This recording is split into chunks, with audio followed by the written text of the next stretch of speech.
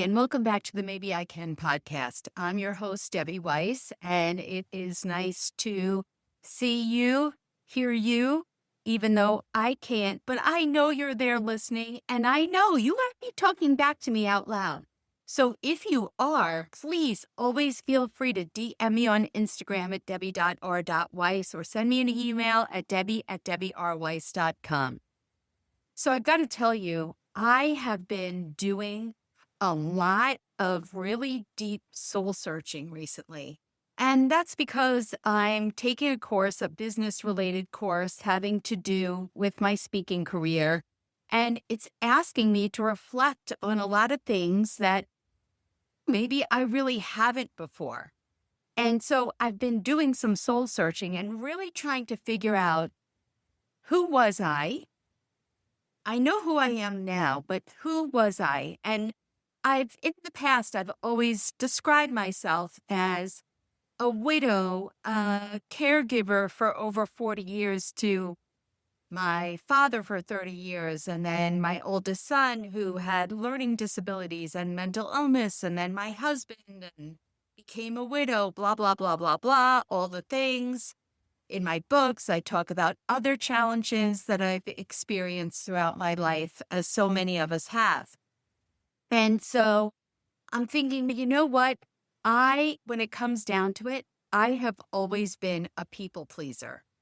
And I didn't really understand that who I was, or I want to say, I don't want to use the word was. I would say a recovering, ing, not recovered, people pleaser, because it is a work in progress.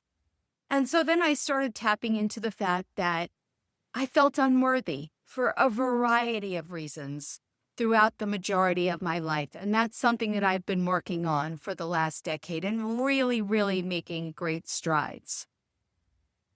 But what it comes down to is that pivotal moment in my life, which I've talked about and I'll mention again in a little while, when I turned 50, who I was before 50, and who I am now. And for those who don't know me, depending upon when you're listening, in a couple months, I'll be 62. So I've been at this for over a decade. So let's talk about one word: disconnection. Because what I realized is it doesn't matter if you are or were a family caregiver like I have been for the majority of my life, or maybe you weren't a caregiver in the sense that you had a sick relative. As a mom, you're a caregiver. As a woman, you're usually a caregiver, whether it is to your kids, your nieces, your nephews, your parents, your team members, your coworkers, whoever it is. I think women just are natural caregivers. Most women, obviously I'm speaking in generalities, but more than that, the person that I was prior to 50 was disconnected. I was completely disconnected from myself.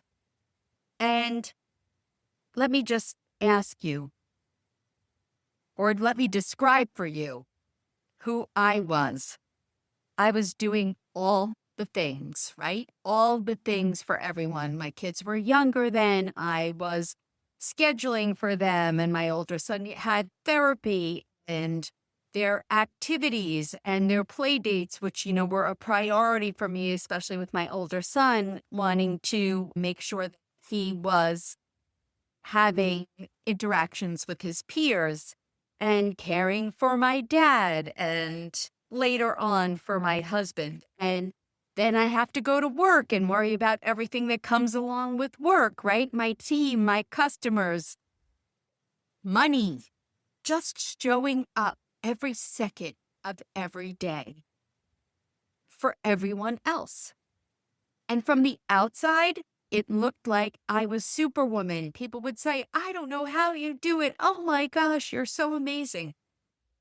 Maybe that's what I was looking for, because I didn't feel worthy, and maybe I needed that validation, or at least I thought I needed external validation. Now I know that that's not the case. But while all this was going on, inside, you feel numb, disconnected, and maybe even invisible. Because I remember feeling like, when are any of these people that I worry about 24/7 ever going to turn around to me and say, Deb, how are you? What do you need? And I used to get frustrated because it never happened. In the end, I was living and feeling this way for so long, I really don't even know when it started. Now, if this strikes a chord in you, just so you know, you're not alone. There are different types of disconnection, and I've got a short list that I'll share with you. And I have to say that in my case, at that time, I was disconnected from all of it. And sometimes it doesn't start out that way. Maybe you just disconnect from one area of your life and then it slowly seeps into every area. All right, so the first is disconnection from yourself. You forgot who you are outside of all these roles and responsibilities: mom, caregiver, volunteer, boss, co-worker, whatever it is. You forgot what lights you up. You can't remember the last time you felt like you. Going through the motions, right? Every day you're going through the motions, you're doing it, you're getting the things done, you're checking them off the list, but you really don't feel present in your own life. You don't even know who you are. It could be specifically that, you were a caregiver and after you're no longer caregiving, you have lost that identity. Or after a grieving period, I can say as a widow, "Oh, I'm not a wife anymore. I'm not a spouse." And that's weird.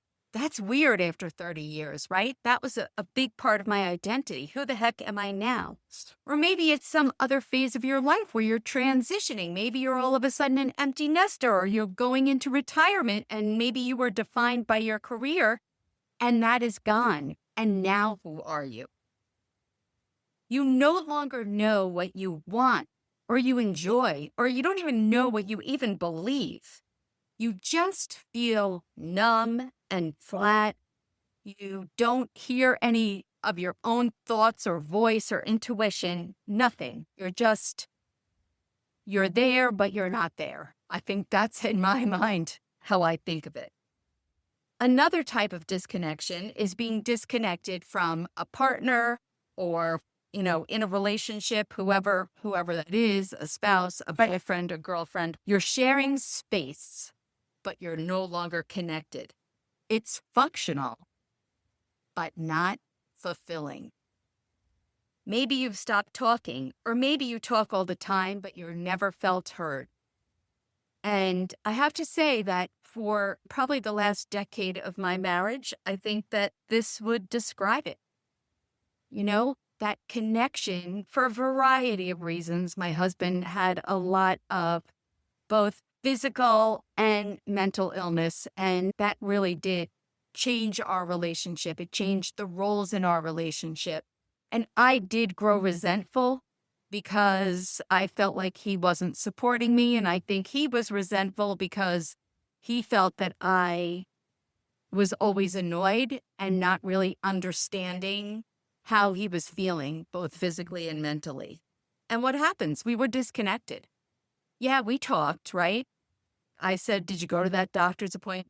Or, did someone take care of the dog? Or all those things. You're sharing space, almost like you're talking to a roommate. You've lost that emotional and possibly physical intimacy.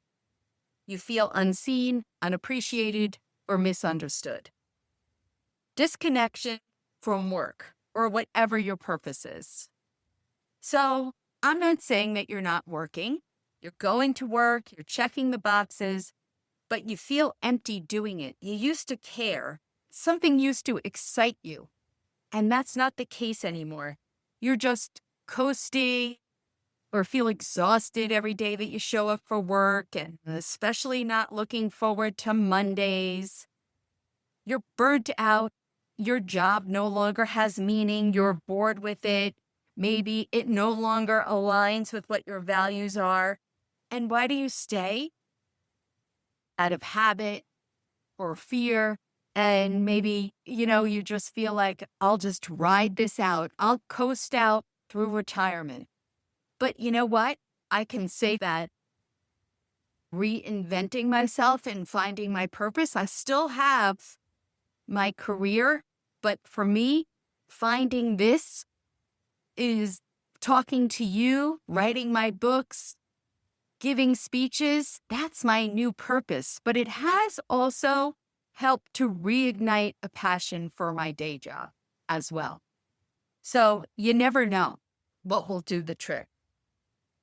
And the last type of disconnection is just feeling completely disconnected from life.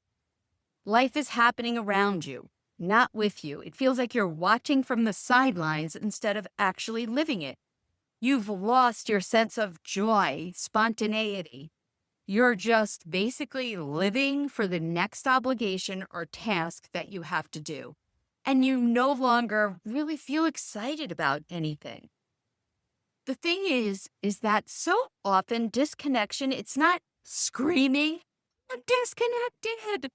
It kind of whispers and you don't even know. It just slowly creeps into your life. It spreads quietly. But here's the good news. So does reconnection, which we're not going to talk about today, but we'll get to that in the coming weeks. Literally, one small shift can begin to light things up. So I don't want you to feel like this is a problem. There's something wrong with me. No way. I think so many of us are dealing with this and really aren't aware. I think it happens. There's no shame in it. It is so common. It happens after we've spent years of kind of like over-functioning, caregiving, pleasing, looking to please people, or just surviving. Your needs, your wants, your feelings, they have been pushed down for so long that they no longer show up. I know I can speak for myself in that, especially when I was in a very deep season of caregiving. My dad was, the last few years of his life required more attention, which was at the same time that Sam, my oldest, also really needed more attention where he was in life, I guess kind of pre-puberty and hormones. Everything was shifting at the same time that my husband began to feel overwhelmed. And at the same time, before I mentioned pleasing and that I'm a recovering people pleaser, in this season of my life, if someone asked me, oh, can you be the treasurer of the PTA? Oh, can you be the treasurer of, our sports organization or whatever it was? Can you be homeroom mom? I never said no because I didn't want to let anyone down. But the last thing I needed at that time in my life was to say yes to any other obligation. And when that happened, I felt like if I take time for myself, that's selfish. That's selfish to put myself first, ahead of all my family's needs, my work needs, everybody else's needs. Who does that? That is so selfish. That was my thinking, which I was completely wrong. Because what I've learned since then, if you don't do that, then you eventually burst. You literally burst into flames, whether that's an emotional outburst, whether that is like falling apart, having a breakdown, whatever that is, nobody can sustain this for an extended period of time. And so, that analogy with the airplane, put your oxygen mask on first so you can take care and help your child put their oxygen mask on. It's the same type of theory. But I think so many of us don't really understand them.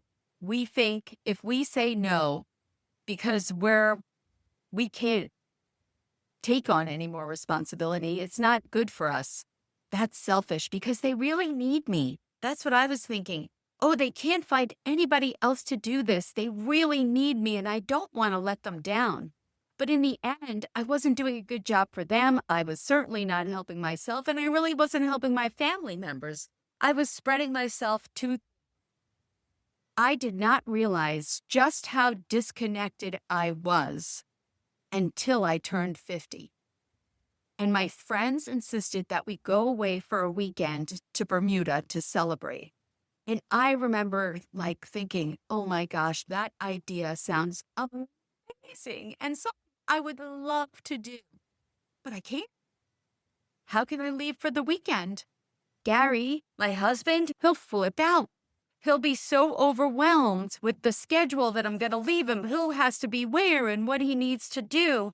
And what happens if something happens? And what about the kids? And actually, my dad had passed away about a year or so prior, so he was no longer somebody that I had to be concerned about. But luckily, I have amazing friends who convinced me that it was possible. And on that trip, I realized for the first time, that was my first burst of awareness that I had lost myself. I was completely disconnected. The feelings that I felt in that moment or in that weekend when I was there, the laughter, the reconnecting with my closest friends, reconnecting with myself. Because one night at dinner, after a laugh fest, something in me thought, and I asked them, did I used to be known for my laugh? I kind of have, when I really laugh, I have a very loud cackle. And, if I was anywhere, people knew I was there because of my laugh. And I was known for it. But I had honestly forgotten that. I had to ask them because I thought, this sounds familiar, but I'm really not sure. And I'm telling you, that was my identity. And I had completely forgotten. And I realized I had forgotten that because I hadn't laughed like that in decades. I had lost my laugh and I had lost myself. And wow, that realization really hit home. That weekend, along with some other conversations that we had about our hopes and dreams, and I thought, my hopes and dreams? I have no idea. I have a lot of hopes and dreams for my kids, but me? How can I hope or dream? I don't have time for that. And this is my life. What am I going to do about it? And I didn't know the answer. And if you've listened to me, I think you might know what happened since then. But over the next few weeks, we'll talk about this a little more. This idea of awareness is powerful because you can't fix something or change something if you don't know about it. And so I'm hoping that listening today has jarred something in you. And if it has, please don't feel badly about it. Don't feel any shame. And I felt shame.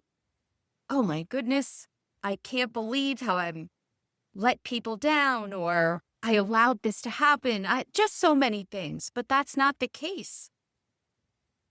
I'm telling you, there's more, and it doesn't need to be at the expense of your loved one. That's what I was worried about. But again, I was wrong.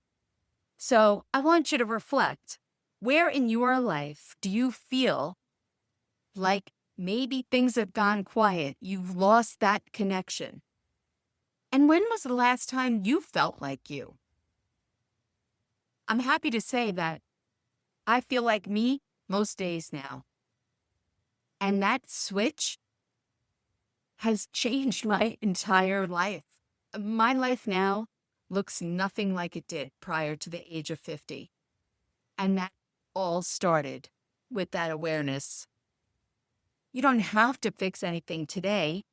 You don't have to figure it out. You just have to notice. That is. So I want to close by reminding you that this didn't happen overnight and reconnection won't either.